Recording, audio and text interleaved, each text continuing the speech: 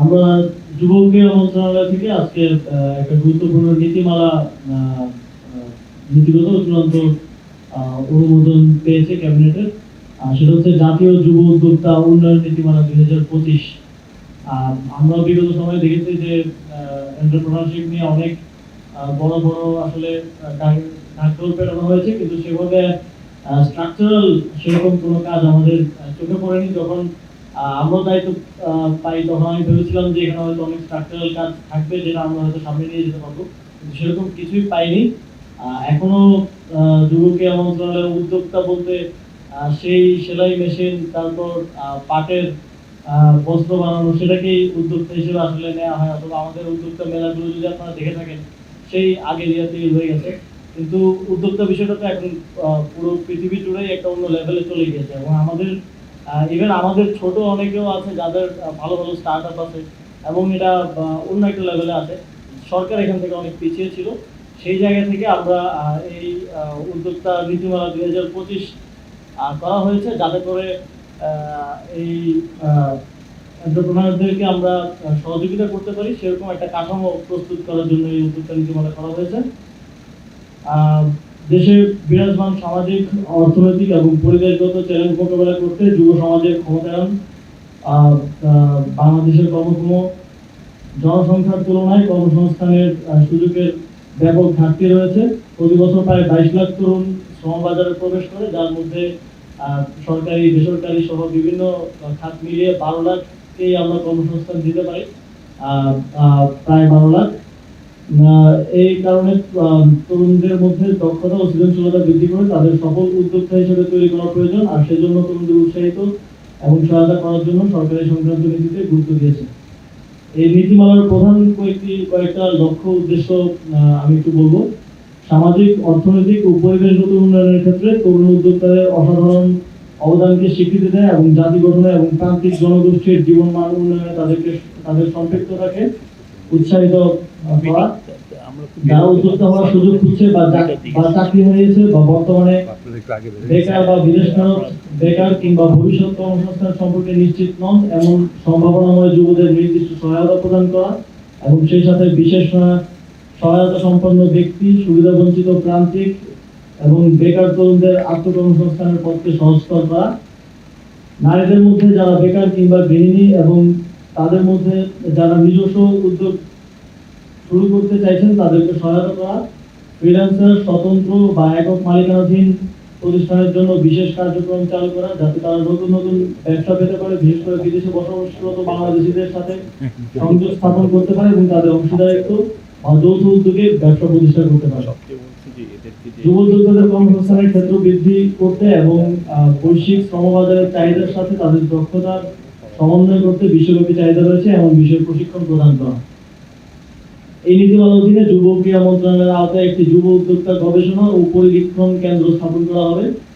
কেন্দ্রটি skill mapping করা, সারা দেশে যুব উদ্যোক্তাদের দক্ষতার ধরন চিহ্নিত করা, সব বয়সের যুব উদ্যোক্তাদের সাথে সমন্বয় করা, দেশের যুব উদ্যোক্তাদের সুবিধা, চ্যালেঞ্জ এবং বহুমুখী সমস্যা নিয়ে নিরন্তর গবেষণা পরিচালনা করা এবং গবেষণা প্রতিবেদন ও প্রকাশনা তৈরি করা, যুব উদ্যোক্তাদের কার্যক্রম নিয়মিত পরিবীক্ষণ করা এবং যুব উদ্যোক্তাদের কাজের অর্থনৈতিক ও সামাজিক প্রভাব পরিমাপ করা, যেমন সৃষ্ট কর্মসংস্থানের সংখ্যা, মোট আয়ের পরিমাণ কি, এগুলো নির্ধারণ সহ বিভিন্ন কাজ করবে।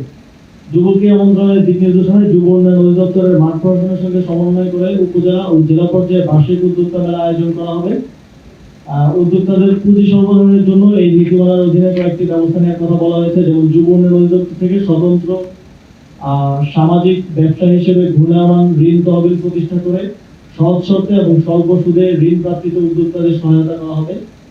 বিভিন্ন বাণিজ্যিক ব্যাংক, বিশেষায়িত ব্যাংক এবং আর্থিক প্রতিষ্ঠান, ট্রাস্ট ফান্ড ইত্যাদির মাধ্যমে উদ্যোক্তাদের 10 লাখ টাকা পর্যন্ত ঋণ সহায়তা দেওয়া হবে। উদ্যোক্তাদের ঋণ সহায়তার জন্য বিভিন্ন সরকারি ও বেসরকারি ব্যাংক ও আর্থিক প্রতিষ্ঠানের সাথে সমঝোতা স্বাক্ষর করা হবে। এছাড়াও উদ্যোক্তাদের পণ্য বা সেবা উৎপাদনের জন্য কাঁচামাল বা অন্যান্য পণ্য আমদানির প্রয়োজন হলে নির্দিষ্ট সময়ের জন্য কর ও শুল্ক তহবিল দেওয়ার উদ্যোগ নেওয়া হবে। উদ্যোক্তাদের জন্য প্রশিক্ষণ এবং বুট ক্যাম্পের ব্যবস্থা করা হবে। তহবিল সংগ্রহ, বিপণন এবং ব্র্যান্ডিং, জনসংযোগ, ব্যবসায়িক আইন, অর্থ ও হিসাব রক্ষণ বিষয়ে প্রশিক্ষণ দেওয়া হবে। সরকারি ও বেসরকারি বিশ্ববিদ্যালয়, কারিগরি ও বৃত্তিমূলক শিক্ষা প্রতিষ্ঠান এবং বিদ্যমান গবেষণা কার্যক্রমের পাঠ্যসূচিতে উদ্যোক্তা উন্নয়নকে অন্তর্ভুক্ত করার পদক্ষেপ নেওয়া হবে। প্রচলিত প্রযুক্তি এবং সোশ্যাল মিডিয়া ব্যবহার করে সারা দেশের সকল উদ্যোক্তাদের একটি একক প্ল্যাটফর্মে আনার উদ্যোগ নেওয়া হবে। উদ্যোক্তাদের উদ্বুদ্ধ করতে এবং তাদের মধ্যে প্রতিযোগিতামূলক পরিবেশ সৃষ্টির লক্ষ্যে জাতীয়, জেলা ও উপজেলা পর্যায়ে যুব উদ্যোক্তা পুরস্কার প্রবর্তন করা হবে। সফল উদ্যোক্তা এবং বিনিয়োগকারীদের প্রতি বছর জাতীয়, জেলা, উপজেলা পর্যায়ে উদ্যোক্তা সমাবেশ আয়োজনের মাধ্যমে স্বীকৃতি দেওয়া হবে।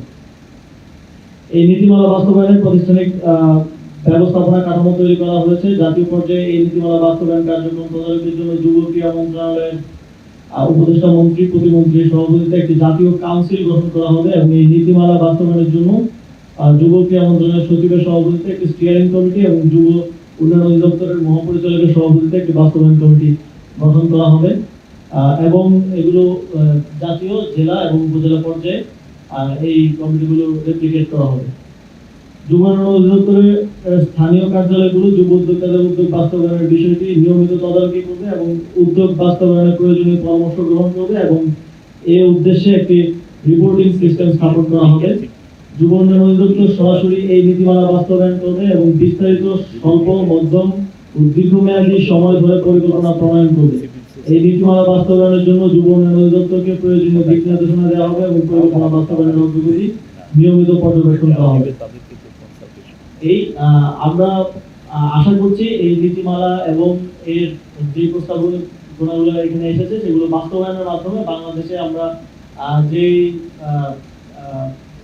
নতুন নতুন উদ্যোক্তা অনেক আইডিয়া নিয়ে আমাদের তরুণ প্রজন্ম আসছে, তাদের এই আইডিয়াগুলোকে বাস্তবায়নে এবং ব্যবসায় রূপান্তরিত, সফল ব্যবসায় রূপান্তরিত করা, সফল স্টার্টআপে রূপান্তরিত করতে সরকারের পক্ষ থেকে আরো অধিকতর সহযোগিতা আমরা করতে পারবো এবং আমরা যদি এটা সুষ্ঠু বাস্তবায়ন নিশ্চিত করতে পারি, আশা করি আমাদের এখানে একটা স্টার্টআপ বুম হবে। পুরো পৃথিবীতে যেটা এখন চলছে, আমাদের এখানকার তরুণরাও সেখানে অংশগ্রহণ করতে পারবে।